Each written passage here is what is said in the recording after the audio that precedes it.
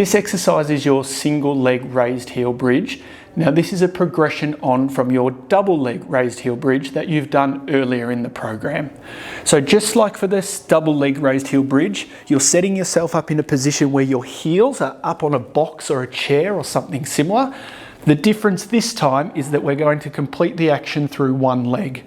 So I want you to take one leg off, and then exactly the same, you're rolling your hips back, peeling your spine off, come to a position where you're straight through here without arching your back, and then I want you to slowly place your spine back down onto the ground.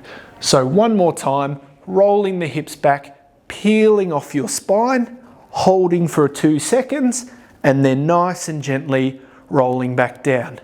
The other important thing to note with this exercise is your pelvis will try and dip to one side to keep it nice and flat, to make sure your core is activated with your hamstring. That is your single leg raised heel bridge.